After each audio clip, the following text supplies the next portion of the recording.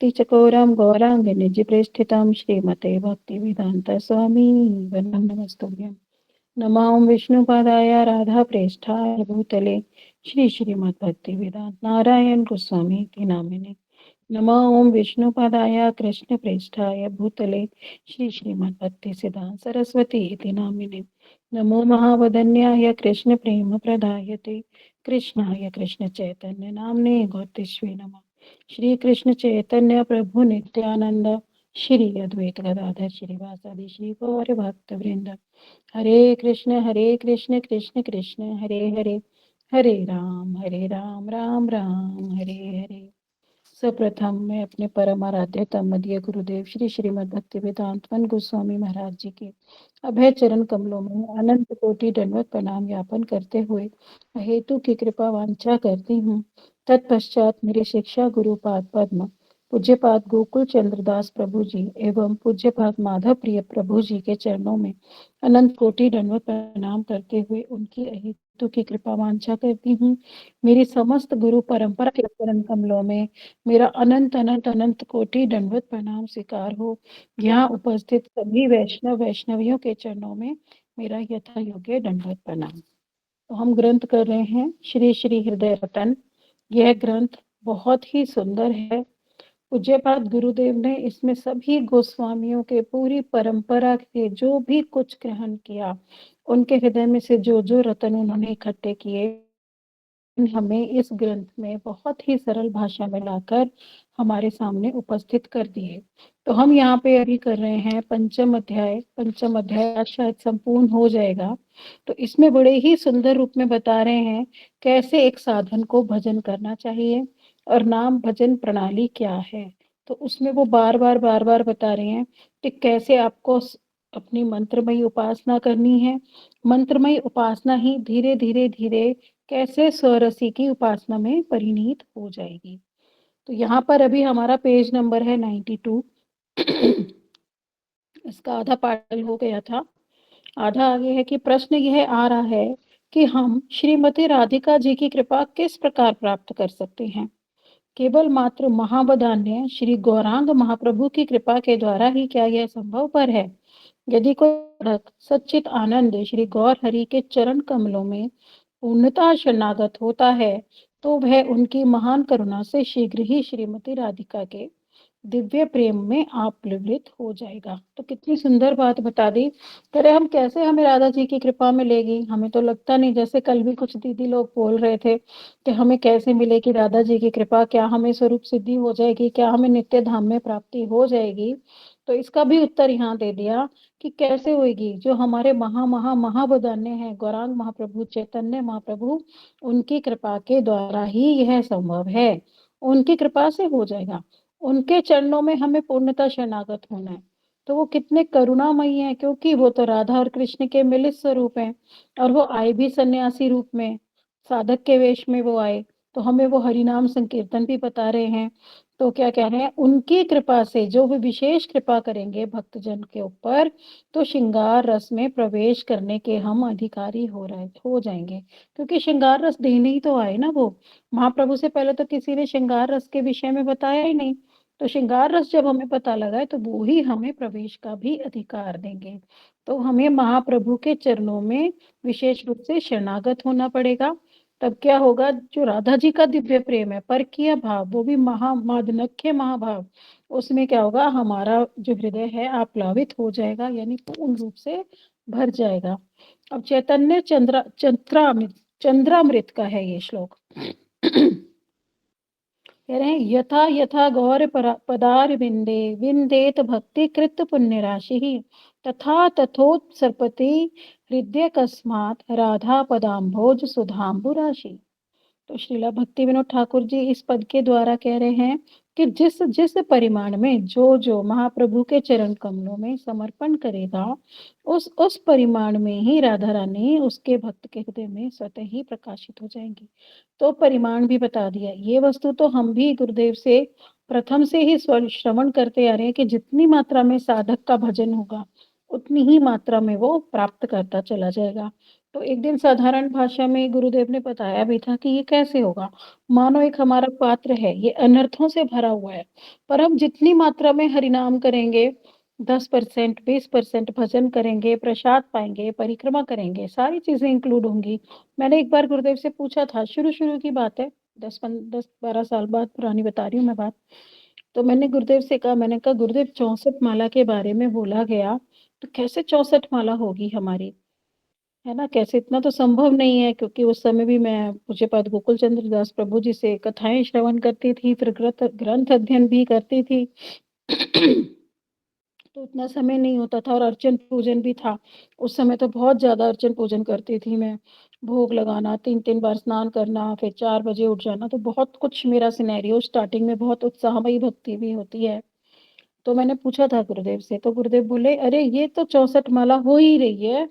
क्यों? क्योंकि तुम जितने समय ठाकुर जी के काम में इन्वॉल्व्ड हो, चाहे तुम ग्रंथ सेवा कर रहे हो, चाहे तुम अर्चन पूजन कर रहे हो, चाहे तुम उनके लिए प्रसाद बना रहे हो, चाहे तुम ग्रंथ सेवन कर रहे हो, तो उससे क्या होगा कि तुम हरिनाम जो कर रहे हो, वो भी हरिनाम है, जो ग्रंथ पढ़ रहे हो, वो भी हरिनाम है, जो हरि कथा पढ़ रहे हो, वो भी हरिनाम है, जो भगवान की सेवा कर रहे हो वो भी हरि नाम है।" तो बहुत डिटेल में गुरुदेव ने समझाया, क्यों है ऐसा? क्योंकि तुम उस समय तुम्हारा चित्त कृष्ण में ही है, कृष्ण भक्ति में ही है, तो नाम और नाम ही अभिन्न है। तो बड़े सुंदर रूप से गुरुदेव ने समझाया था, पर साथ ही उन्होंने बोला था कि इसका अर्थ ये नहीं है कि तुम हरि नाम नहीं करोगे, तुम सोचोगे सिर्फ कथा सुनने से ही मेरा हरि नाम हो गया, नहीं। 16 माला तो फिर भी तुम्हें अवश्य रूप से करनी ही है, पर अगर तुम 8-10 घंटे ठाकुर जी की सेवा में इन्वॉल्व हो, तो तुम्हारी 64 माला का पालन हो रहा है। तो कह रहे, जितनी मात्रा में हमारा सरेंडर बढ़ता जाएगा, जितनी हमने देखा ना, कितने-कितने भक्त बिल्कुल ऐसे विश्वास के साथ कह देते हैं, नहीं आज तो ये हो ही जाएगा, और वो हो जाता है। क्यों? क्योंकि उसने उस बात को 100% विश्वास से कहा। उसका विश्वास 99.99 नहीं था, 0.1% भी। देखो, द्रौपदी का यहाँ पे विषय आता है। द्रौपदी ने जब तक 100% सरेंडर नहीं किया, तब तक कृष्ण वहाँ उपस्थित नहीं हुए। वो पहले अपने पतियों की ओर, पितामह की ओर, गुरु की ओर, सबकी ओर देखती रही, फिर अपना प्रयास किया, अपने हाथों को छोड़ा, फिर उसने दाँतों से अपना पल्लू पकड़ा। फिर जब उसे लगा मेरा कोई बस नहीं चल रहा, फिर उसने दोनों हाथ ऊपर कर लिए और पल्लू भी छोड़ दिया। हे कृष्ण, अब आप ही मेरी रक्षा करो। तो ऐसा ही सरेंडर भगवान को चाहिए। जब हम उतना सरेंडर कर देंगे, तब देखो कि कैसे नहीं कार्य होते। अभी क्या होता है, हम अभी 50-50 रहते हैं। अभी हम अपने प्रयास करते हैं, अरे मेरे पास धन नहीं है, मैं परिक्रमा कैसे जाऊँ? अरे मेरे पास ये वस्तु नहीं है, मैं ठाकुर जी की सेवा कैसे करूँ? मैं कैसे मठ पहुँचूँ? है ना? ऐसे हमारे भिन्न-भिन्न प्रश्न होते हैं, और जड़ीय जगत में भी कोई भी काम हमारा अटकता है, हम कहते हैं, अरे हम इस काम को कैसे करेंगे? हमारे द्वारा तो संभव नहीं है। तो हम अपने उसके लिए पूरे प्रयास करते हैं। पर जब हम बिल्कुल ठाकुर जी पे विश्वास करें कि ठीक है ठाकुर जी, मैं प्रयास कर रही हूँ, पर मुझे फल की कोई इच्छा नहीं है, जो आपको मेरे लिए उचित लगे आप वही करना। तो जो ठाकुर जी को अच्छा लगेगा वो अपने आप हो जाएगा। ये हमें सरेंडर करना पड़ेगा कि मेरे हित में होगा तो ज़रूर हो जाएगा, और मेरे हित में नहीं होगा तो नहीं होगा। ठाकुर जी करने वाले हैं। तो ठाकुर जी कह रहे हैं कि जितने परिमाण में हमारा सरेंडर होगा, उतने परिमाण में कृपा मिलती चली जाएगी। तो हमें जो लगता है ना कि किसी के ऊपर गुरुदेव की कितनी कृपा है या कृष्ण की कितनी कृपा है, तो वो उनके विश्वास का ही परिणाम होता है, उनके शरणागति का ही परिणाम होता है। तो जो जिस मात्रा में शरणागत है, जैसे एक हमारे पास कटोरा है, पूरा भरा हुआ है, हमने उसे आधा खाली करके किसी और वस्तु से भर दिया, तो वो पूरा भर गया ना, पर उसके लिए उसको हमें खाली करना पड़ा। अगर पहले से ही पूरा अनर्थ भरा पड़ा है, तो उसको भरना कैसे संभव होगा? पहले तो उसे खाली करना पड़ेगा ना।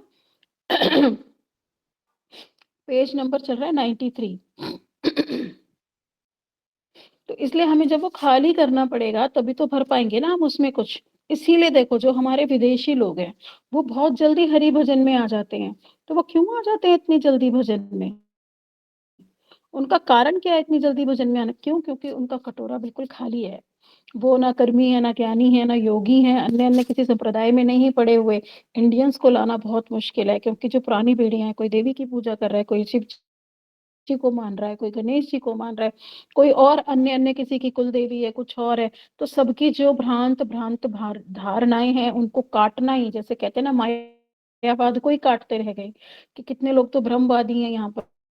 तो हमारे जितने भी आचार्य वर्ग आए, मायावाद की जीवनी, ये सब मायावाद को काटने में उनका समय निकल गया। तो फिर जब परकीय रस की स्थापना की, पूज्यपाद भक्ति वेदांत नारायण गोस्वामी महाराज जी को समय मिला उसके लिए, क्योंकि केशव गोस्वामी महाराज भी मायावाद को ही कूटते रह गए हमारे।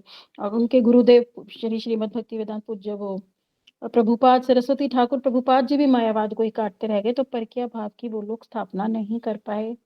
उनको वही बहुत सारे जो समाज में फैले हुए थे, उन्हीं को उन्हें काटना पड़ा, वाद विवाद करने पड़े। गोस्वामी लोगों का भी ऐसा ही रहा।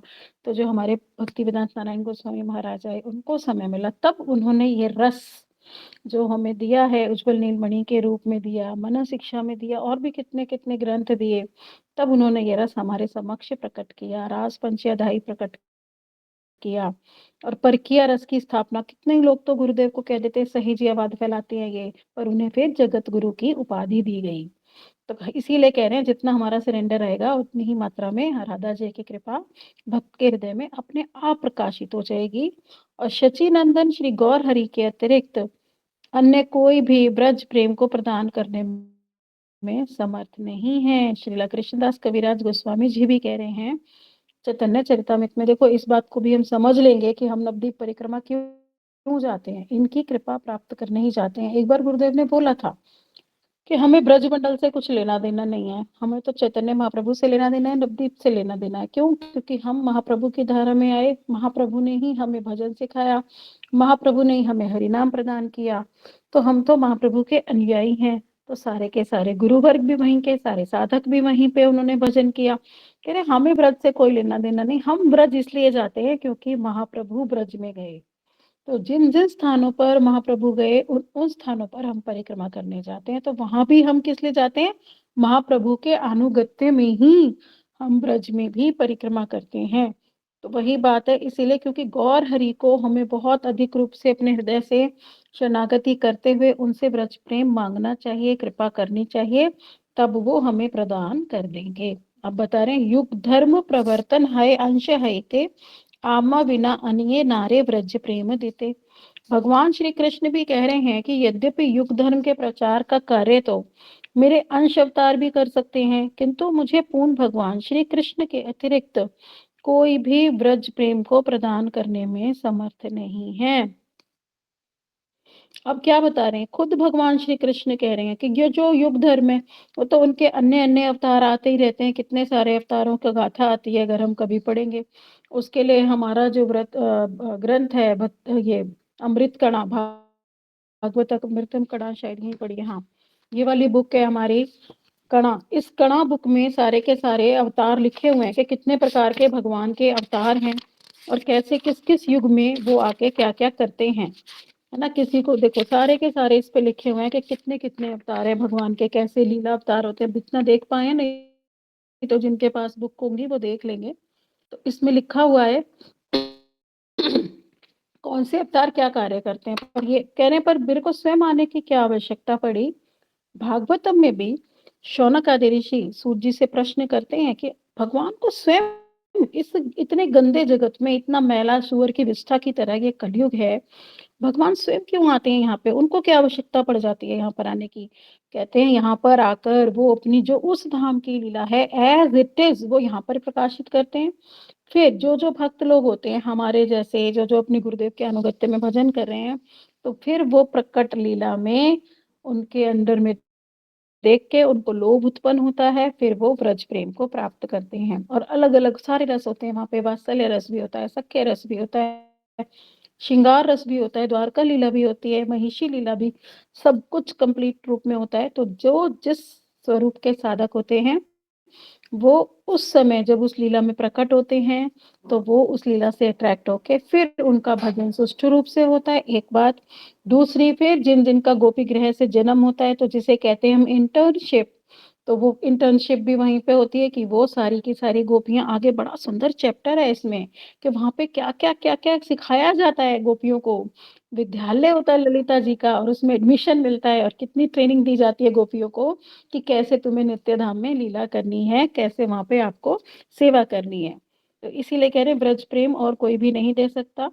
पुण्य राशि, यानी जो परम सौभाग्यवान, जिन्होंने बहुत अधिक पुण्य शब्द इस्तेमाल तो कर दिया, पर वही सुकृतिवान ही शब्द आएगा, क्योंकि पुण्य से तो हमें स्वर्ग ही मिलता है।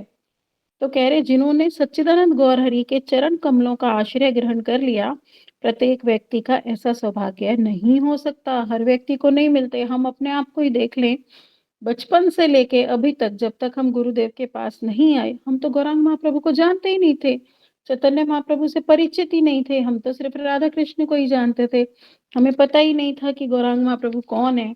तो भाग्यवान जो जीव होता है वो ही श्रीमन महाप्रभु का चरण आश्रय ग्रहण करते हैं। देखो कितनी दूर है हम ना बंगाल से, ना हमें महाप्रभु का पता, ना हमारे आसपास इधर दिल्ली में या फरीदाबाद में महाप्रभु का कोई मंदिर को परिचित भी नहीं। शुरू से ही हम राधा कृष्ण विष्णु शिव जी बस इन्हीं की पूजा पाठ करते आए, जानते ही नहीं थे महाप्रभु को। तो क्या हमारी अनंत कोटि सुकृतियां नहीं है कि यहाँ फरीदाबाद दिल्ली इत्यादि में भी रहते हुए महाप्रभु के अनुचर हमें यहाँ से उठा के और अपने शरणागत में ले गए।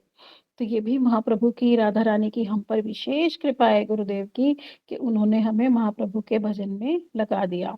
तो कह रहे मात उन्हीं की जो महाप्रभु की दया के पात्र हैं, उन्हीं को ही राधा जी की कृपा मिलेगी। हरिनाम चिंतामणि में भी बताया कि युगल रस में श्री कृष्ण के निकट बहुत सी युथेश्वरियां हैं, और प्रत्येक युथेश्वरी श्रीमती राधिका जी की हुई मान्यता प्रदान करती है, और उन्हें ही सर्वश्रेष्ठ मानकर उनके ही आनुगत्य में सेवा परायण रहना चाहती है। तो श्रीमती राधिका जो हैं वो भगवान श्री कृष्ण की स्वरूप शक्ति हैं, और अन्य सभी व्रज गोपियां श्रीमती राधिका की कायाव्यूह हैं। यानी ये बता रहे हैं इसमें, काफी लोग तो समझ गए होंगे जो पठन पाठन करते रहते हैं पर कुछ नए लोग भी हैं, शायद वो ना समझ पाए हों कि जो कृष्ण हैं उनकी जो शक्ति हैं वो श्रीमती राधिका, और जितनी की उसकी गोपियां हैं वो राधा जी की काव्यू, यानी राधा जी का ही एक्सपेंशन, वो ही आगे अंश अवतार फिर करती हैं, तो सारी की सारी गोपियां प्रकट हो जाती हैं। और ये सभी जो जितने भी राधा जी के, जैसे रूप मंजरी है, राधा जी का रूप ही एक मंजरी के रूप में प्रकट हो गया। जो गुण मंजरी है तो राधा जी के गुण ही एक मंजरी के रूप में मूर्तिमान हो गए। जो नयन मंजरी है तो राधा जी के नयन ही एक मंजरी के रूप में प्रकट हो गए। तो कह रहे वो समस्त रसों के परम मूर्तिमान स्वरूप हैं। तो राधा जी के अंदर जितने भी गुण हैं, जितने भी भाव हैं, वो सारे के सारे मूर्तिमान होकर एक एक एक एक मंजरी के रूप में प्रकट हो गए। तो भक्त का क्या उद्देश्य रहता है कि मैं राधिका जी के यूथ में सम्मिलित होकर सेवा परायण हो जाऊं, यानी मुझे भी राधिका जी की सेवा मिले, राधा जी के अनुगत्य में आकर मैं कृष्ण की सेवा करूं। अब ब्रज गोपियों के अनुगत्य के बिना हम अब सेवा नहीं कर सकते, कृष्ण की सेवा भी हमें नहीं मिलेगी, क्योंकि हम राधा जी के अनुगत्य में ही आकर, क्योंकि वो राधा जी के प्राण प्रीतम हैं। तो बड़ा गुरुदेव भी इसका एक एग्जाम्पल देते हैं, कहते हैं अगर किसी को किसी से कुछ चाहिए हो, सेठ जी से, है ना, गुरुदेव इस कथा को भी सुनाते हैं, तो कोई क्या कहेगा, उसे सेठ जी से आके मांगेगा? नहीं नहीं, वो सेठ जी के पास नहीं आएगा, वो सेठानी के पास आएगा कि सेठानी सेठानी मुझे ना ये काम है, सेठ जी से जरा कह के करवा दोगी। तो सेठानी ही काम करवा सकती है। तो इसीलिए कह रहे राधा जी की इतनी वैल्यू है कि राधा जी ही प्रेम प्रदान करके करेंगी तुम्हें कृष्ण का। अतः प्रत्येक भक्त को श्रीमती राधिका जी के आश्रय की ही अभिलाषा करनी चाहिए, और उनकी जो परम प्रिय सखी श्री ललिता जी के अनुगत्य में उनकी सेवा करनी चाहिए। तो हमें गुरुदेव ने कई बार बताया कि हमारा स्वरूप कहाँ पर है। ललिता सखी का जो यूथ है, उनके गणों में रूप मंजरी, फिर उनके गणों में नारायण मंजरी, तो ये हमारा जो है गुरु परंपरा है। तो हम ललिता जी के अंदर, रूप मंजरी के अंदर में सेवा करेंगे, वहां पे हमारा स्वरूप है, ये अभी हमें बताया जा रहा है। तो वही बात यहाँ लिख दी कि हम ललिता जी के अनुगत्य में सेवा करेंगे। अब बता रहे हैं आगे कि हमें कौन से यूथ में सम्मिलित होना चाहिए। गोपियां भी दो प्रकार की हैं, क्योंकि यूथ कितने, एक राधिका जी का यूथ है और एक यूथ किसका, चंद्रावली का। तो चंद्रावली भी जो है राधा जी के बिल्कुल समान सुंदर है, और उसके अंदर बहुत से गुण हैं, पर क्यों रस का क्या है, दोष हो जाता है। गुरुदेव कहते हैं कि अगर एक ही रस की प्राप्ति होती रहे तो प्रेम बढ़ेगा कैसे, उसमें उज्ज्वलता कैसे आएगी। तो कोई प्रतिद्वंदी तो चाहिए, कोई प्रतिद्वंदी होगा तो ईर्ष्या आएगी, प्रतिद्वंद होगा सामने तो उसमें फिर वाद विवाद होगा, तो मान आ जाएगा कि तुम तो उससे मिलके आए हो। इसीलिए चंद्रावली को राधा जी के अपोजिट खड़ा किया गया। ये दोनों सखियां बिल्कुल टॉप मोस्ट आती हैं, राधा जी और चंद्रावली। पर क्या है, राधा जी का हमारा क्या होता है, हमारी राधा जी हैं बिल्कुल वाम्य भाव की, और जो चंद्रावली हैं वो दाक्षिण्य भाव की है। तो दक्षिणी भाव को बोला जाता है घृत स्नेह, और उन्हें बोला जाता है मधु स्नेह। तो जैसे कि अभी पता नहीं मुझे यहाँ इतना बताना चाहिए, कितना समझ पा रहे हैं सब, आगे चलते हैं। बाद में आएगा आगे तो देखेंगे। तो आगे कह रहे गौड़ीय वैष्णव जन श्रीमती राधिका जी के यूथ से संबंध रखते हैं। जितने भी गौड़ीय हैं जो चैतन्य महाप्रभु की धारा में हैं, वो लोग राधिका जी के यूथ से ही संबंध रखेंगे। चंद्रावली के यूथ से उनका कोई संबंध नहीं होगा। वो ही हमारी युथेश्वरी हैं, और उनकी जो सखियां हैं ललिता और विशाखा आदि भी, ये भी उनकी परम प्रिय सखियां हैं। उनका राधा जी के प्रति कोई भी विरुद्ध भाव नहीं है। जबकि जो चंद्रावली है वो विरुद्ध आचरण करती हैं। वो हैं तो उनकी समान ही योग्यता वाली, पर राधा जी से वो ईर्ष्या भी करती हैं। राधा जी भी मान कर लेती हैं, अगर कृष्ण उनके पास जाते तो कहते हैं ना, दोनों प्रतिद्वंदी हैं आपस में। तो श्री ललिता और श्री विशाखा सभी श्रीमती राधिका जी को ही सर्वश्रेष्ठ मानकर सब समय उनके प्रीतिपूर्वक सेवा करती हैं, और योग माया जी भी उनकी इच्छा अनुसार ही श्री युगल की सेवा की सब व्यवस्था करती हैं। परम सौभाग्यशाली भक्तजन ही श्रीमती राधिका के चरण कमलों का आश्रय ग्रहण कर श्री ललिता देवी के यूथ में प्रवेश पाने की प्रार्थना करते हैं। देखो, एक बार गुरुदेव से मैंने पूछा था कि ललिता देवी का जो है यूथ गुरुदेव, तो उसमें जाके हमें सेवा क्या करनी होगी, कैसे करनी होगी। तब गुरुदेव बता रहे थे कि जो ललिता देवी है उसके अनुगत्य में ही सेवा ही होती है, और उनकी मर्जी है वो किसी को क्या सेवा करेगी। कोई सेवा होती है निकटगत सेवा, और कोई सेवा होती है दूरगत सेवा। निकटगत होती है जैसे वो कहेंगी कि तुम जाके अलता ले आओ और ठाकुर उनके राधा जी के चरणों में लगा दो, है ना, या फिर तुम पुष्प ले आओ और राधा जी के माला इसमें बालों में गूंथ दो, जूड़ा बना दो। ये होती है निकटगत सेवा। पर जो दूरगत सेवा होती है उसके लिए आ जाएगा पुष्प चयन करके ले आओ, या दूध दोहो के ले आओ, या वहां से ये वस्तु ले आओ। तो वो दूरगत सेवा होती है। वो मंजरियां सिर्फ वस्तु ला कर देती हैं, डायरेक्ट वो राधा जी की सेवा नहीं करती। तो यही क्रम रहता है, कोई कुछ करता है कोई कुछ करता है, और ये डिपेंड करता है किसके अंदर कितना सेवा भाव है। अब ललिता अष्टकम आगे बता रहे हैं, जैसे ललिता सखी के यूथ में कह रहे हैं ना प्रवेश पाने। हाँ जी। हम्म।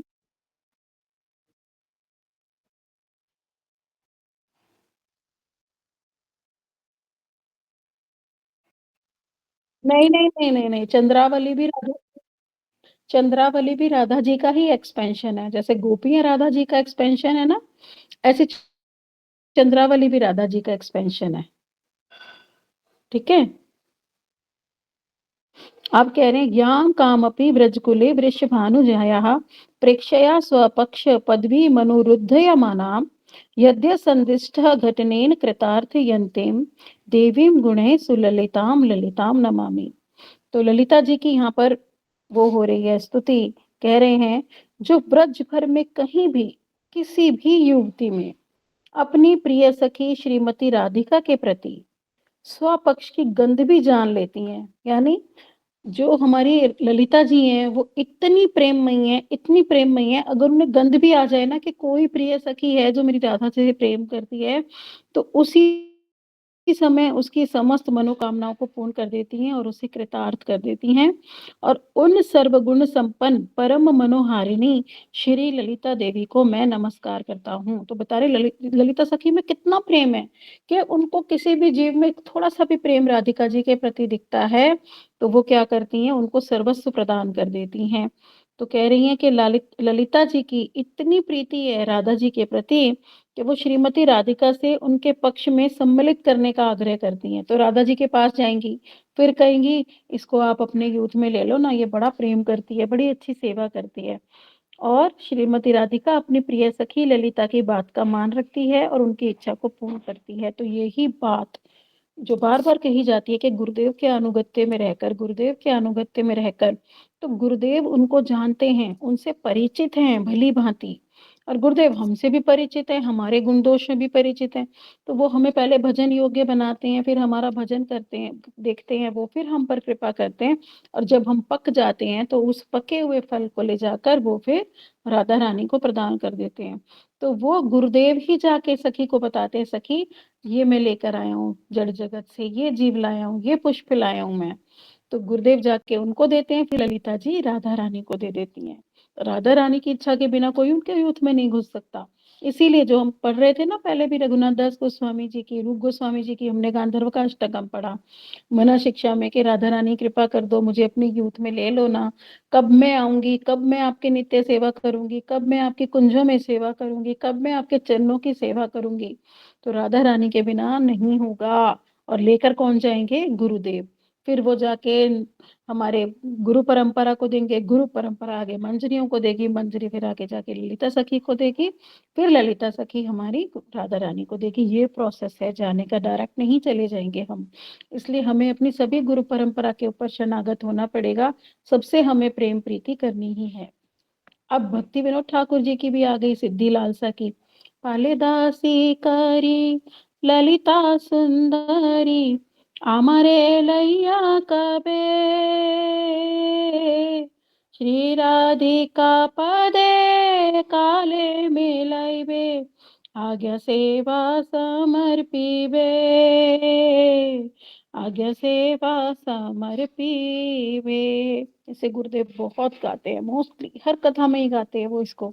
तो कहते हैं, हे ललिता सखी, हे ललिता सुंदरी, कब मुझे अपनी पाल्य दासी बनाओगी, कब आश्रय प्रदान करोगी, कब मुझे अपने श्रीमती राधिका के चरणों में अर्पित कर दोगी। मैं पूर्ण रूप से उनकी पाल्य दासी होकर उनके आज्ञा की प्रतीक्षा करती रहूंगी कि कब वे श्रीमती राधिका से मेरी भेंट कराएंगी और मुझे उनकी सेवा प्रदान करेंगी। तो ललिता सुंदरी से स्तुति कर रहे हैं ये भी सिद्धि लालसा में कि कब मुझे तुम अपने यूथ में लोगी, कब मुझे श्रीमती राधिका के आप चरण प्रदान करोगी, जिससे कि मैं श्री रूप मंजरी के अनुगत्य में श्रीमती राधिका जी की सेवा कर सकूंगी।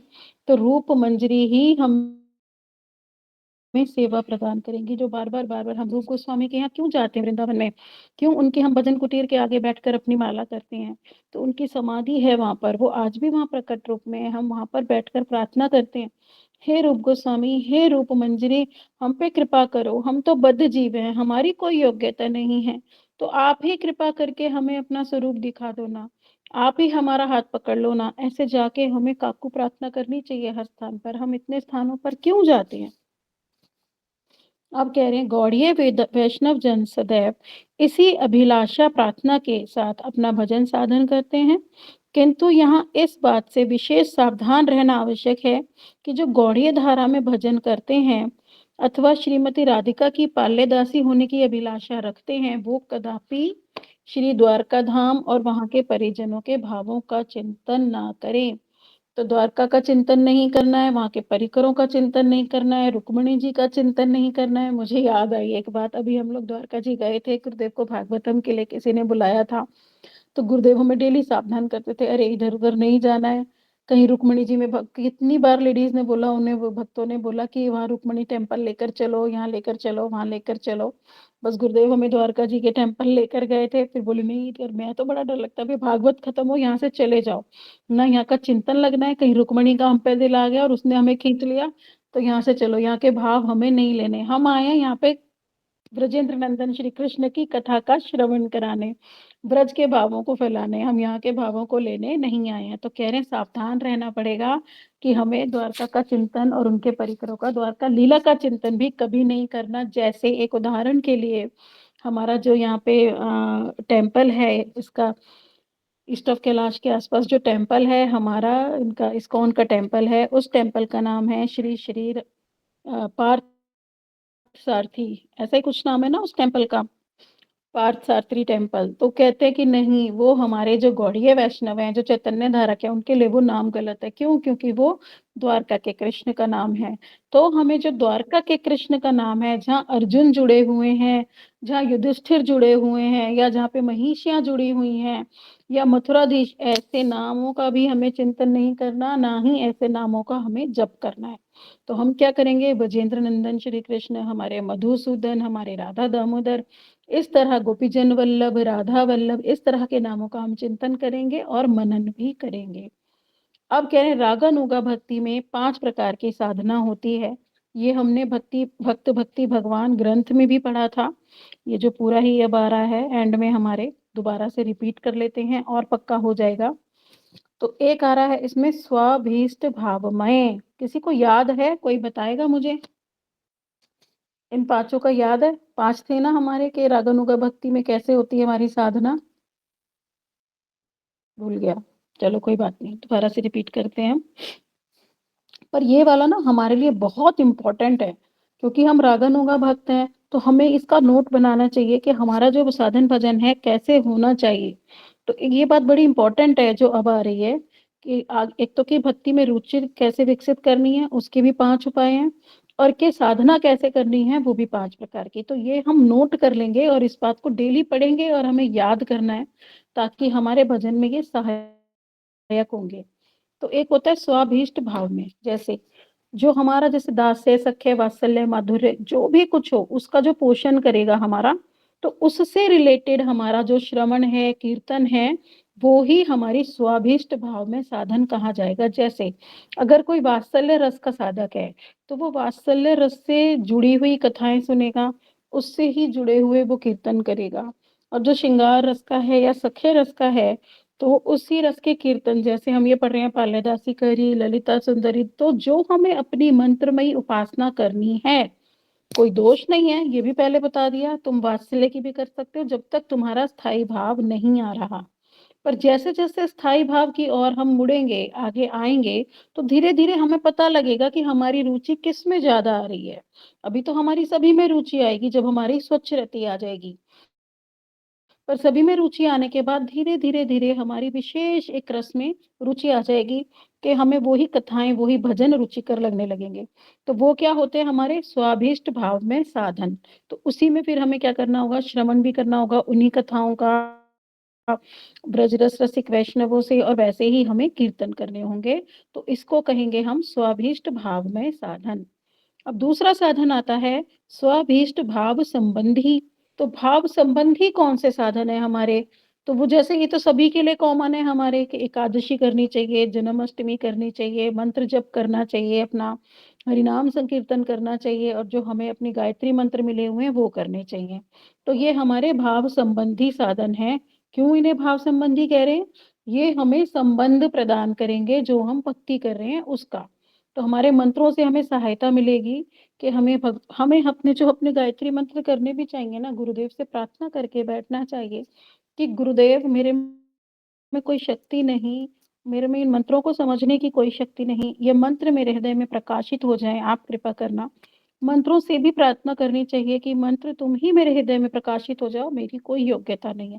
तो डेली हम ये प्रार्थना करेंगे, तब हमें धीरे धीरे अपने संबंध का ज्ञान, यानी अपने स्वरूप का ज्ञान होगा कि कृष्ण की मैं दासी हूँ, या मैं उनकी मैया हूँ, या मैं उनकी सखा हूँ, या मैं उनकी प्रेमिका हूँ, मैं हूँ कौन? देखो कितना, मैं कल भी बोल रही थी इस बात को, हम लोग चिंतन ही नहीं करते, हमारे पास समय ही नहीं है कि मैं कौन हूँ।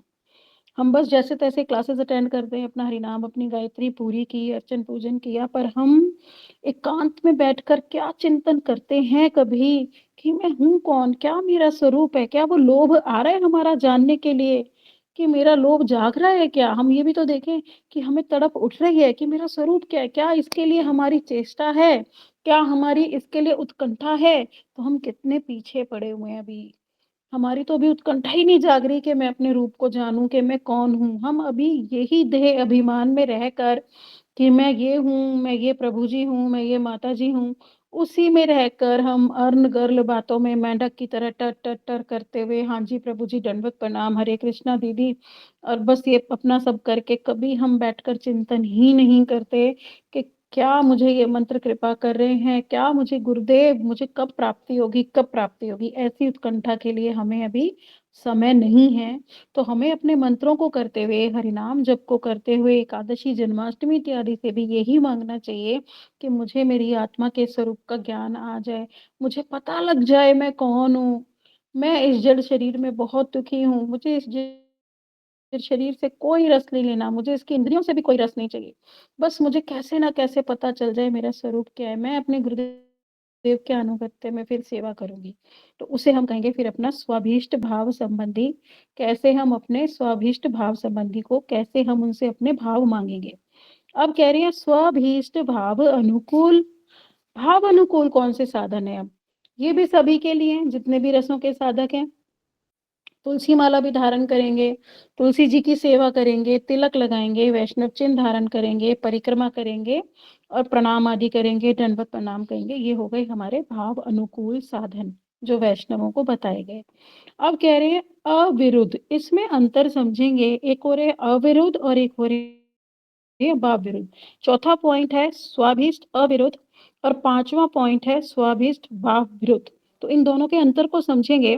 जो अविरुद्ध है यानी न्यूट्रल, वहां पे आप लिख भी सकते हो दिस इज न्यूट्रल। तो न्यूट्रल क्या है? कोई वो तुम्हारी भक्ति में सहायता नहीं देंगे, पर भक्ति के लिए वो तुम्हारे को नुकसान भी नहीं देंगे। जैसे गाय की सेवा करना, इससे तुम्हें कृष्ण नहीं मिलेंगे, राधा रानी के चरण नहीं मिलेंगे, पर कोई नुकसान भी नहीं है, ये तुम्हारा प्रतिकूल भी नहीं है। जैसे पीपल, आंवला, इनकी सेवा करना, तो इससे तुम्हें वैष्णविज्म में सेवा नहीं मिलेगी, किंतु कोई नुकसान भी नहीं होगा क्योंकि ये विरुद्ध नहीं है। ठीक है, इसे आप कर लो, पर ये है कि हाँ, प्रीति तो नहीं बढ़ेगी, हाँ, इसे करने में कोई नुकसान भी नहीं है। इसी तरह ब्राह्मण आदि का सम्मान करना या फिर उपकारी होना, ये सब क्या कहलाते हैं? हमारे भाव अविरुद्ध, यानी इससे हमारे भावों में कोई अंतर नहीं आएगा, ये हमारे भावों का नुकसान भी नहीं करेंगे। जैसे विरुद्ध साधन था ना द्वारका का ध्यान करना, तो अविरुद्ध यानी तुम इनको कर सकते हो, करना ज़रूरी भी नहीं है, पर कर रहे हो तो कोई नुकसान भी नहीं है। इससे तुम्हें कृष्ण तो नहीं मिलेंगे, पर हाँ, तुम्हारे भावों का नाश भी नहीं होगा। तो अविरुद्ध समझ आया सबको कि क्या है स्वाभिष्ट अविरुद्ध साधन? हाँ जी दीदी। ठीक है। अब कह रहे हैं स्वभीष्ट भाव विरुद्ध, ये भाव विरुद्ध हैं, ये हमें नहीं करने। अगर हमने ये करे तो हमारा रागानुगा भजन, हमारा पतन हो जाएगा और ये वर्जनीय है। क्या? जैसे न्यास मुद्रा, जो मुद्रा लगा के खड़े हो जाते हैं एक टांग पे, है ना, द्वारका लीलाओं का ध्यान करने लगते हैं। तो ऐसे जो हैं कि द्वारका का ध्यान कर रहे हैं, मथुराधीश का ध्यान कर रहे हैं, अन्य अन्य को पूजा कर रहे हैं, तो वो क्या है? हमारे रागानुगा मार्ग में वर्जनीय है, वो हमें नहीं करना। उससे क्या होगा? जो हमारे रागानुगा मार्ग का भजन है, उसमें क्या होगा? प्रतिकूलता है, तो वो बाधा उत्पन्न करेगा। तो हमें भाव विरुद्ध साधन नहीं करने, ब्रजवासियों का ही अनुगत्य स्वीकार करना है। जैसे हमारे रूप गोस्वामी जी, उनके ग्रंथ भक्ति रसामृत सिंधु बिंदु, सनातन गोस्वामी जी, रघुनाथ दास गोस्वामी जी, है ना, और जैसे जीव गोस्वामी जी, तो इन्होंने जो भजन प्रणाली बताई, जो ग्रंथ बताए, जो लीलाएं बताई, उनका हमें चिंतन करना है। राग मार्गीय साधक को सदैव ब्रज में वास करना चाहिए। शरीर द्वारा संभव ना हो तो मन को सदैव वहीं स्थित रखना चाहिए। बार बार कह रहे हैं, चलो ठीक है, तुम देश के किसी अन्य कोने में हो या विदेश में भी हो, तो ब्रज में ही मानसिक रूप से वास करो। जैसे पीछे कितनी सुंदर सुंदर कथाएं भी पढ़ाई कि मन से कैसे कृष्ण की सेवा की जाती है, तो ये भी बता ही दिया था कि मन से हम कैसे ब्रज में वास करेंगे। सब समय हम यही सोचेंगे कि हम वृंदावन में रह रहे हैं, ये जो मेरे ठाकुर जी हैं वृंदावन में इनका मंदिर है, तो मैं जो प्रसाद बना रही हूँ वृंदावन में ही बना रही हूँ, मैं माला जो कर रही हूँ तो मैं वृंदावन में ही कर रही हूँ। तो मैं कहाँ बैठी हूँ? मैं जमुना किनारे बैठी हूँ। अपने घर के बाहर बैठो, वहां पे इतने सुंदर सुंदर पुष्प पौधे इत्यादि लगे हुए हैं, तो उनका चिंतन करो कि ये यमुना किनारे लगे हुए हैं और मैं यहीं पर बैठ के राधा कृष्ण के अनुगत्य में ही भजन कर रही हूँ। ऐसे हम ब्रज में वास कर सकते हैं। ये तो देखो हमारा इसमें भी अच्छा है, हम कलयुग में हैं, किंतु हम अपने स्वभाव के अनुसार सतयुग में भी रह सकते हैं, द्वापर में भी रह सकते हैं, त्रेता में भी रह सकते हैं और कलयुग में भी रह सकते हैं। हमारी चॉइस है कि हम कौन से युग में रहना चाहते हैं। अगर हम सत्य का पालन करते हैं, भगवान की पूजा पाठ इत्यादि कर रहे हैं, अगर हम वैष्णव हैं, हम कलयुग का हमें कोई गुण नहीं छू रहा, तो हम कलयुग में रह ही नहीं रहे। हम कलयुग में प्रकट होते हुए भी हम सतयुग में रह रहे होते हैं या द्वापर में रह रहे होते हैं या त्रेता में रह रहे होते हैं। हमें कलयुग से कोई लेना देना नहीं होता, क्योंकि हम अपने संस्कारों को नहीं खोते। कलयुग के अनुसार हम कुलशित नहीं हो जाते, पापी नहीं हो जाते, लोभी नहीं हो जाते, कपटी नहीं हो जाते, सत्य के मार्ग पर रहते हैं। तो इसी तरह से यहाँ पर रहते हुए भी हम ब्रज में भी वास कर सकते हैं। यहाँ के जीवों का कोई भी आचरण ग्रहण ना करके, वैष्णवों की सेवा करते हुए, अपने मठ में हरि कथा का श्रवण करते हुए, ग्रंथों का अनुशीलन करते हुए, हम ब्रज में वास कर सकते हैं। हमें अन्यत्र कोई मतलब ही नहीं है आस-पास क्या हो रहा है। हम सब समय ब्रज में हैं भई, हमारा तो भजन चल रहा है, हमें अन्य कोई मतलब ही नहीं कौन क्या कर रहा है। तो ये हमारे 5 प्रकार की साधना हो गई कि अगर हम रागानुगा भजन में आए हैं, तो हमें भाव के विरुद्ध कोई कार्य नहीं करना, भाव अनुकूल साधन अपनाने हैं, भाव संबंधी साधन अपनाने हैं और जो हमारे भाव में स्वाभिष्ट जो है वैसा ही श्रवण और कीर्तन करना है। अब बता रहे हैं आगे कि भक्ति में रुचि को विकसित करने हेतु 5 उपाय। 5 उपाय बता रहे हैं कि कैसे जो हमारी जो भक्ति में रुचि उत्पन्न होगी, वो कैसे होगी? उसको भी तो हमें उत्पन्न करना है ना रुचि को अपनी। अब देखो ये भी बड़े हम ध्यान से सुनेंगे कि बता तो रहे हैं हम बार-बार गुरुदेव रिपीटेडली इस बात को बता रहे हैं। कह रहे नाम के अर्थ का चिंतन, सबसे पहला पॉइंट आया। कह रहे साधक को मंत्र जप के समय कितने सुंदर रूप से गुरुदेव ने इसमें इस वाले ग्रंथ में अभी तक तो कभी श्रवण ही नहीं किया था कि हमें हरि नाम कैसे करना चाहिए। कैसे हरि नाम हमारे सामने प्रकट हो जाएँगे, कैसे हमें स्वरूप सिद्धि होगी। तो ये इतना सुंदर ग्रंथ गुरुदेव ने प्रस्तुत किया, एक-एक, एक-एक बारीक से बारीक बात हमें वो बताते जा रहे हैं कि कैसे हमें क्या करना है। अब कह रहे हैं जब हम मंत्र जप कर रहे हैं, तो हमें नाम के अर्थ का चिंतन करना है। तो कितनी सुंदर आगे बात आ रही है, श्री राधा कृष्ण के मिलन और विप्रलंभ की लीलाओं का स्मरण करना चाहिए। तो जो उनकी मिलन लीला है, जो हमारी मंत्रमयी उपासना की बात आ रही है बार-बार, तो जो उनकी मिलन की लीला है, अभिसार की लीला है, उन लीलाओं का चिंतन करो और फिर विप्रलंभ जो उनकी विरह लीलाओं का स्मरण करो। तो कितनी-कितनी सुंदर लीलाएँ तो हमें बताते जा रहे हैं, भ्रमर गीत की लीला बता रहे हैं, गोपी गीत की लीला बता रहे हैं। इतनी-इतनी लीलाएँ बता दी, रूप गोस्वामी जी ने इतनी-इतनी लीलाएँ बता दी, जीव गोस्वामी जी ने बता दी, गोपाल चंपू में बड़ी सुंदर-सुंदर लीलाएँ, उज्ज्वल नीलमणि में इतनी सुंदर-सुंदर लीलाएँ हैं। तो उन लीलाओं का हमें स्मरण करना है, नाम का अर्थ का चिंतन करना है। नाम जप के समय साधक को एकाग्रचित्त, एक मन होकर एक मन होने का अर्थ मैं बार-बार रिपीट कर भी रही हूँ, फिर से रिपीट कर देती हूँ। देहवाद को छोड़कर, भौतिकतावाद को छोड़कर, राष्ट्रवाद को, परिवारवाद, जातिवाद सब कुछ छोड़कर मैं कुछ नहीं हूँ, शरीर से मेरा कोई लेना-देना नहीं, देश से मेरा कोई लेना-देना नहीं, परिवार से मेरा कोई लेना-देना नहीं। मैं कौन हूँ? मैं आत्मा। आत्मा कौन?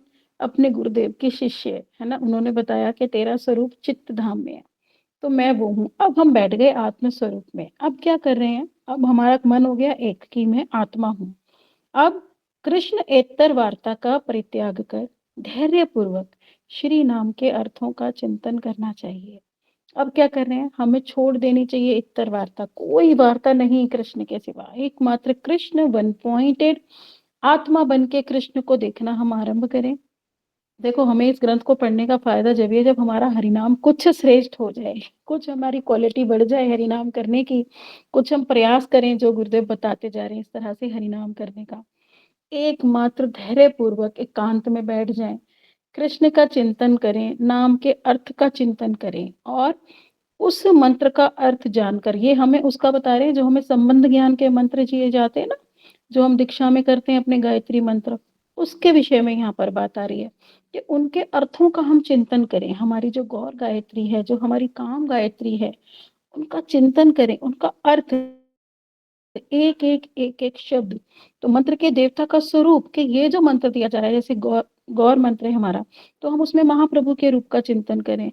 गुरु गायत्री है उसमें गुरुदेव के रूप का चिंतन करें। काम गायत्री है उसमें श्री कृष्ण के रास का चिंतन करें। तो कह रहे हैं तो देवता का स्वरूप तथा उनके साथ अपने संबंध का विशेष चिंतन करना चाहिए। तो पहले तो क्या होगा? मंत्र करते-करते हमें संबंध ज्ञान कैसे होगा? पहले तो देवता का स्वरूप प्रकट होगा, ये हमने पहले भी सुन लिया कि नाम करते-करते वो नाम हमारे समक्ष उपस्थित हो जाएँगे। फिर हमें वहाँ पे अपनी सेवा पता लगेगी कि मेरी इस वाले स्वरूप में मेरी क्या सेवा है? तो उसका हमें चिंतन करना चाहिए। तो देखो कितनी ऊँचा हमारा टॉप मोस्ट गुरुदेव ने कहा क्या प्राप्ति करनी है और क्या हम इस जड़ जगत के कार्यों में ही लगे रहते हैं।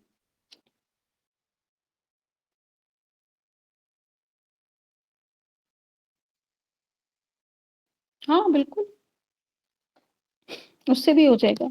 पर गोपी गीत का नहीं कह रही हैं ये यहाँ पे ना बात। बात उसकी हो रही है जो हम मंत्र कर रहे हैं, वो मंत्र हमारे हृदय में प्रकाशित होंगे। तो कृष्ण के रूप का भी चिंतन करना है हमें, कि कृष्ण कितने सुंदर। जो गोपी गीत का चित्रपट है ना हमारा, जो गोपी गीत का चित्रपट है, उसको रख के भी आप चिंतन कर सकते हो। कृष्ण के इतने सुंदर-सुंदर रूप हैं, वेणु गीत में भी बहुत सुंदर रूप उनका चित्रपट में है, वो भी कर सकते हैं हम। अगर मन में नहीं आ रहे तो अपने मंदिर में या जहाँ बैठकर आप गायत्री मंत्र करते हो, वहाँ पे चित्रपट लगा लो और उनको देख के फिर करो अपने मंत्र। तो धीरे-धीरे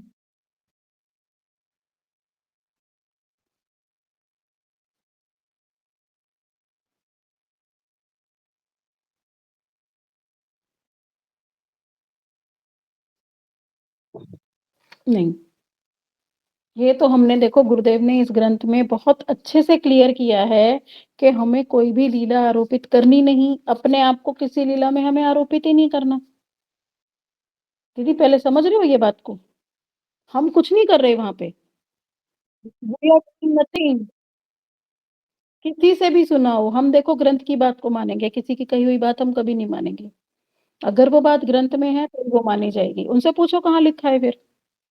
हम तो यहाँ पढ़ रहे हैं ना, बहुत सुंदर रूप में गुरुदेव ने एक दीदी अर्चन दीपिका एक अलग बात है, अगर तुम उस समय अर्चन पूजन कर रहे हो, अगर उस समय तुम भोग लगा रहे हो, ठीक है? अर्चन पूजन में तो हम भोग लगा रहे हैं ना वास्तव में ही, उसमें चिंतन थोड़ी कर रहे हैं हम। यहाँ पे अलग बात है कि गायत्री मंत्रों के चिंतन की बात आ रही है। यहाँ पे मंत्रमयी उपासना की बात आ रही है। तो मंत्रमयी उपासना में जो हम लीला का चिंतन कर रहे हैं, उसमें हम स्वयं को आरोपित नहीं करेंगे। हम जो एज़ इट इज़ लीलाएँ जो हमें हमारे गुरुदेव ने बताई हैं, गोस्वामी वर्गों ने बताई हैं, भागवतम ने बताई, व्यास जी ने बताई, सुखदेव जी ने बताई, सूत जी ने बताई, उन्हीं लीलाओं का चिंतन करेंगे। वो एक ठीक है, अब मैं समझ गई आपकी बात। वो एक डिफरेंट बात आपको बता रहे होंगे कि जिस समय आप अर्चन पूजन कर रहे हो, भोग लगा रहे हो, तो ठीक है अगर आपने भोग में 2 ही वस्तुएँ बनाई हैं, खीर इत्यादि नहीं बनाई, तो हम सोच सकते हैं उस समय कि हाँ, हम खीर भी खिला रहे हैं, इनको ये भी खिला रहे हैं, वो भी खिला रहे हैं, 56 भोग लगा रहे हैं। भोग के समय वो एक अलग वस्तु है, वो मानसिक रूप से भोग लगाया जा सकता है। पर जिस समय हम अपने गायत्री मंत्रों का चिंतन करेंगे, उस समय भोग कैसे लगाओगे दीदी आप बताना? बताओ दीदी। जिस समय हम गायत्री मंत्रों का चिंतन कर रहे हैं, अपने स्वरूप का चिंतन कर रहे हैं, अपने गुरुदेव के स्वरूप का चिंतन कर रहे हैं, उस समय क्या भोग लगाना संभव है? हाँ, तो ये यहाँ पे बात कट गई ना इसलिए इसीलिए कहते हैं, जब हमें श्रवण करना है तो बहुत ध्यान से श्रवण करना है। तभी तो हमें पता लगेगा कि ये बात संभव होगी कैसे, सिर्फ सुन के छोड़ नहीं देना उसको। उसको उसको फिर पूछना भी है कि ये बात आपने बोली है, तो ये यहाँ पे ऐसे गलत हो रही है। हम पूछते हैं गुरुदेव से, गुरुदेव एक बात यहाँ पे ये आ रही है, एक ये भी आ रही है, तो ये ऐसे हो जाएगी तो इसका सामंजस्य हम कैसे बिठाएँगे? तो उसका सामंजस्य तो बिठाना पड़ेगा ना दीदी। हाँ, हाँ, नहीं अच्छा किया, बहुत सुंदर प्रश्न था आपका। अच्छा हुआ आपका डाउट क्लियर हो गया ना अब। तो अगर आप चिंतन ऐसा कर भी रही थीं, तो अब ऐसा नहीं करेंगी, ठीक है? आप सिर्फ़ मंत्र के देवता का गौरांग महाप्रभु का चिंतन करना है, कृष्ण के सुंदर रूप का चिंतन करना है, रासलीला का चिंतन करना है, गौ चराते हुए कृष्ण का भी चिंतन कर सकते हैं हम, ठीक है? ऐसे हमें चिंतन करना है। वहाँ पे हम कोई क्रिया नहीं कर रहे, ऐसा चिंतन हमें नहीं करना है। अब सेकंड पॉइंट हमारा आ रहा है न्यास। न्यास में कह रहे हैं कि जो मंत्राधिपति देवता हैं, वो ही मेरे रक्षक हैं। ऐसा सुदृढ़ विश्वास ही न्यास कहलाता है। यद्यपि मंत्र का एक बार उच्चारण करने से ही कृत यथार्था होती है, फिर भी मंत्र देवता के प्रीति विधान के लिए 10 या 108 बार उच्चारण करना भी न्यास कहलाता है। कह रहे हैं हम जितनी बार मंत्र का उच्चारण करें, हमें जैसे बताए हैं गायत्री मंत्रों में 10-10 बार उच्चारण करना है। हम ऐसे बैठ जाते हैं ना बिल्कुल एक मुद्रा में, ऐसे करके बैठते हैं हम जो जिस मुद्रा में, उसको कह रहे हैं न्यास। तो हमें जो न्यास करना है, ऐसे ही नहीं बैठ जाना कि चलो मैं बैठ गया, मुझे गायत्री करनी है, नहीं। इसलिए कि ये मंत्र मेरे लिए बहुत इम्पोर्टेंट है, ये मंत्र मुझ पे कृपा कर रहे हैं, ये मंत्र मेरा विश्वास कि इसका उच्चारण करने से ही मेरा कल्याण होगा और ये मेरी ही प्रीति विधान के लिए है, मुझ पर मंत्र देवता कृपा करेंगे और मुझे स्वरूप सिद्धि कराएँगे, मेरे संबंध का ज्ञान कराएँगे। तो इसलिए इसको कह रहे हैं कि ऐसा सुदृढ़ विश्वास ही ये नहीं कि हम सिर्फ ऐसे करके बैठ गए और हमारा हमने पढ़ लिए फटाफट नहीं। हमें पूरे सरेंडर के साथ मंत्रों की शरणागति में, ऐसे हम जो स्टेज बैठते हैं इसी को न्यास कहते हैं, मुद्रा कहते हैं। तो ऐसी मुद्रा में हम पूरी शरणागति के साथ बैठेंगे उसको करने के लिए। तो ये देखो कितना सुंदर बताते जा रहे हैं कि हमें गायत्री मंत्र भी कैसे करने हैं, कैसे उनका चिंतन करना है, कैसे अपना पोस्चर कैसे शरणागति के साथ बनाना है। फिर कह रहे हैं प्रपत्ति, फिर कह रहे हैं जो हमारे जो मंत्र देवता हैं, ये सारे गायत्री मंत्रों के लिए बताया जा रहा है हमारे। कह रहे फिर जो मेरे मंत्र के देवता हैं उनके चरण कमलों का ही मैं आश्रय ग्रहण करता हूँ, यह भाव प्रपत्ति है। मतलब हम ये जो भी हमारी गौर गायत्री उस समय उनके प्रति शरणागत होके हम 10 बार मंत्र कर रहे हैं, गुरु गायत्री गुरुदेव के प्रति शरणागत होके, है ना। कृष्ण गायत्री में हम कृष्ण के प्रति शरणागत होके, राधा कृष्ण युगल के प्रति शरणागत होके, तो यही हमारी भाव प्रपत्ति है कि मैं आपका आश्रय ग्रहण करता हूँ, आप ही कृपा करके मुझे अपना अनुभव कराएं। ऐसे भाव होने चाहिए हमने गायत्री करते हुए, नहीं तो हमारी गायत्री भी हम ऐसे ही ना बस खींचते ही रह जाएंगे, बस करिए फटाफट 5 मिनट, अब चलो जी हो गई चलो। तो कैसे हम अपने संबंध ज्ञान को प्राप्त करेंगे। फिर चौथा पॉइंट आ रहा है हमारा शरणागति। मैं जीवात्मा हूँ और बहिर्मुखता के कारण त्रितापों से अत्यंत पीड़ित हो रहा हूँ, अतः मैं अपने नित्य प्रभु के चरण कमलों में शरणागत होता हूँ। ऐसा स्थिर करना ही शरणागति है। देखो यहाँ पे एक होती है शरणागति, एक होता है जो 5वां पॉइंट आ रहा है हमारा आत्मनिवेदन। तो इन दोनों में भी अंतर है, इन दोनों के अंतर को भी हम समझ लेंगे कि शरणागति होता है, अभी हमने सिर्फ शरणागति की है कि ठीक है मैं आपके प्रति शरण में हूँ, अब आप जो करोगे जो ठीक है। पर आत्मनिवेदन कि मैं तो हूं ही हूँ शरणागत, पर अब इतना आत्मनिवेदन जैसे राजा बलि ने किया था कि आप वामन महाराज जी के आगे कि आप अपने चरण यहीं पे रख दो, तो वो क्या कह रहे हैं कि सब कुछ मैं और मेरे से संबंधित, चाहे मेरा पुत्र, चाहे मेरी पत्नी, चाहे मेरी संपत्ति, चाहे मेरी गाय, चाहे कितनी भी वस्तुएं जो मुझसे संबंधित हैं, अब सब कुछ उनका ही है, मेरा कुछ भी नहीं। उन वस्तुओं का भोग भी वो ही करें, यह कहलाता है आत्मनिवेदन। तो समझ में आया अंतर शरणागति में और आत्मनिवेदन में। अरे कुछ तो बताओ, समझ में आया। ठीक है, तो कह रहे हैं जो इन पांचों अंगों से इस प्रक्रिया को पालन करता है तो उसका जो मंत्र जप है वो उस सिद्धि को प्राप्त कर लेता है। अब आगे बता रहे हैं श्रीमती राधिका के प्रति ही समर्पित रहें। इसमें भी देखो एक लोक कथा बता दी कि एक समय में दो भाई थे। ये वही वाली कथा बता रहे हैं यहाँ पर, द्वारका वाली, जो एक भाई उनमें से ना द्वारका चले गए थे और वहां का उन्होंने रुक्मणी जी का ठप्पा भी लगा लिया था। तो कह रहे हैं दो भाई 50 वर्षों से राधा कुंड के तट पर भजन करते थे और राधा जी के क्या पांचों अंगों से, ये जो पांचों अंग बताए गए ना हमारे, आत्मनिवेदन, प्रपत्ति, शरणागति, न्यास और ये अर्थ चिंतन, इनके साथ अगर हम बैठ के अपनी गायत्री करते हैं तब हमें जरूर से संबंध ज्ञान हो जाएगा। यही प्रक्रिया है। ठीक है, अब कह रहे हैं श्रीमती राधिका के प्रति ही हम समर्पित रहें। तो दो भाई थे, वो 50 वर्षों से राधा कुंड के तट पर साधन भजन करते थे और पूर्ण रूप से वो राधिका जी के प्रति समर्पित थे और उनको खूब लीलाओं का चिंतन होता था, सब समय वो अपनी लीलाओं का चिंतन में रहते थे। तो एक बार एक ब्रजवासी आया छोटे भाई के पास और उन्होंने उनसे कहा हम द्वारका जी जा रहे हैं, क्या तुम हमारे साथ चलोगे। तो उसने कहा मैं तो 50 वर्षों से यहीं राधा कुंड पर भजन कर रहा हूँ और मैं आज तक कहीं गया भी नहीं, तो चलो मैं द्वारका 1-2 महीने के लिए चला ही जाता हूँ, थोड़ा मेरा चेंज हो जाएगा। तो वहां पे क्या है, रुक्मणी जी की एक छाप लगाते हैं, शंख और चक्र की अगरती वाला थप्पा कहते हैं होता है वो, वहां पे तपा के फिर लगाया जाता है कंधों पे दोनों पे, और उस चक्र की छाप लगाई जाती है। तो मुझे याद है कि वहां पे जब हम द्वारका जी टेम्पल गए थे गुरुदेव के साथ, तो वहां पे एक प्रकोष्ठ था जिसपे सुदामा जी के चावल ऐसे बिखरे पड़े थे, वहां चावलों का दान चल रहा था और वहां जो पुजारी था वो सबको वो चावल दे रहा था। तो उसने गुरुदेव के हाथ में दिए कि ये चावल सबको दे दो तुम। तो उन्होंने उस पुजारी का तो सम्मान रखा गुरुदेव ने, तो उसने कहा है तो वो चावल दे दिए, पर पर्सनली गुरुदेव ने धीरे से हम सबसे बोला कि इन चावलों को तुम खाना मत। तो ऐसे सुंदर गुरुदेव होते हैं कि नहीं तुम्हारा भाव बदल जाए, चावल खाने नहीं है तुम्हें। तो द्वारका जी दर्शन कर 2 मास पश्चात वो छोटा भाई आ गया राधा कुंड पर लौटकर। अब जब वो अपने ध्यान में बैठा तो उसका ध्यान अपने मंत्र पर ही नहीं लग रहा, उसे किसी लीला का चिंतन ही नहीं हो रहा। वो तो बहुत व्याकुल हो गया, उसे दुःख हो गया।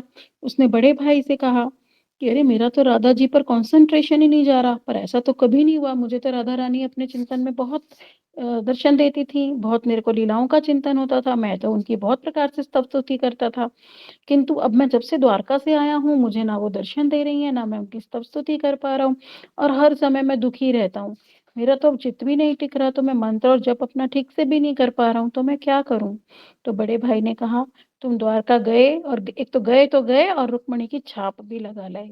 तुमने रुक्मिणी की छाप लगाई, इसलिए राधा जी ने तुम्हें अपने यूथ से बाहर निकाल दिया।" ऐसा सुनते ही जो छोटा भाई था, वो बहुत ज़्यादा विरह के दुःख में निमग्न हो गया और उसने क्या किया, उनकी विरह अग्नि उन्हें श्रीमती राधिका का इतना विरह हुआ कि हाय! मुझे मेरी राधिका जी ने अपने यूथ से निकाल दिया। तो उन्होंने अपने प्राण ही त्याग दिए। तो शिला भक्ति विनोद ठाकुर जी इस विषय में कहते हैं कि जो भी श्रीमती राधिका जी के अनुगत्य में भजन करना चाहते हैं, एकांतिक रूप से एकमात्र ब्रज गोपियों के अनुगत्य में ही उन्हें साधन भजन करना पड़ेगा। तो क्या कह रहे हैं आगे कृष्णदास गोस्वामी जी चैतन्य चरितमृत में, गोपी अनुगत्य बिना ऐश्वर्य ज्ञाने भजी लह नाई पाए ब्रज नंदने नंद नंदने। तो कह रहे हैं गोपियों के अनुगत्य के बिना और भगवान श्री कृष्ण के ऐश्वर्य ज्ञान से युक्त होकर भजन करने पर भी ब्रजेंद्र नंदन के चरण कमलों की प्रेममयी सेवा प्राप्त नहीं हो सकती। क्या?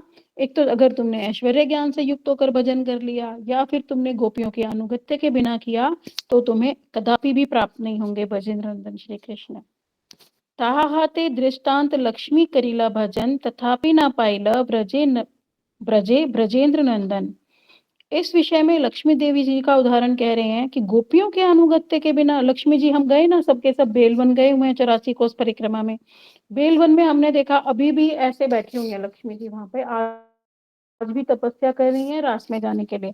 पर उनकी तपस्या से या फिर उपासना से भी ब्रज की प्राप्ति नहीं हो सकती, लक्ष्मी जी को भी नहीं प्राप्त हो रही है। देखो उद्धव जी भी तो बैठे हैं ना हमारे वहां पे उद्धव कुंड में, वो भी प्राप्ति के लिए कह रहे हैं मैं यहाँ त्रिणी बन जाऊं, गुलमी बन जाऊं, कुछ तो बन जाऊं, उनको भी नहीं प्राप्ति हो रही। क्यों नहीं हो रही? तपस्या से प्राप्ति की वस्तु ही नहीं है। हमें क्या करना पड़ेगा? गोपियों का अनुगत्य करना ही पड़ेगा, गोपी विशेष की आज्ञा का पालन करने पड़ेगा और उनके अनुगत्य में ही माधुर्य भाव से युगल की सेवा करनी पड़ेगी। अगर हमने ऐसा नहीं किया, हम सोच रहे हैं हम अपनी तपस्या के बल से प्राप्ति कर लेंगे, तो ब्रज में प्रवेश संभव ही नहीं है। श्री नारायण बक्ष विलासिनी श्री लक्ष्मी देवी ने भी बहुत तपस्या की, पर किंतु उन्हें रासलीला में अनुमति नहीं मिली। क्यों? क्योंकि वो गोपी गर्भ से जन्म ही नहीं लेना चाहती, वो नहीं करना चाहती हैं उनका अनुगत्य, इसलिए उनको मिला ही नहीं प्रवेश। तो वेद, पुराण, उपनिषद, श्रुतियां, गोपाल तापनी इत्यादि, इन सब ने मूर्तिमान रूप धारण कर गोपी प्रेम को प्राप्त किया। वो कैसे गोपी बन गई? हमारी श्रुतियां, उपनिषद, पुराण। क्यों? क्योंकि इन सब ने ब्रज गोपियों का अनुगत्य स्वीकार किया। जब ये ब्रज गोपियों के अनुगत्य में आई और इन्होंने इनको स्वीकार किया कि हाँ हम गोपी गर्भ से जाएंगे, गोपियों का अनुगत्य करेंगे, उनके अंडर में ट्रेनिंग लेंगे, तब कहीं जाके उनका जो है ब्रज में उनकी प्राप्ति हुई, ब्रज में उनका प्रवेश हुआ। तो हम सभी पूज्यपाद गुरुदेव के अनुगत्य में, पूज्यपाद नारायण महाराज जी के अनुगत्य में हम प्रार्थना करते हैं कि यहाँ जितने भी भाव बताए गए, मंत्र करने के जितने भी प्रकार बताए गए, ऐसा साधन भजन हमारा हो, ऐसी हम पर गुरुदेव कृपा करें कि हम इसी प्रकार से अपनी मंत्रमय उपासना कर पाएं, अपने गायत्री मंत्रों को कर पाएं और ब्रज में प्रवेश को कर पाएं। निताय गौर प्रेमानंदे। हरि हरि बोल। वंशाकल्पतरुभ्यश्च कृपा सिन्धुभ्य एव च पतितानां पावनेभ्यो वैष्णवेभ्यो नमो नमः। किसी का कोई? हाँ जी दीदी।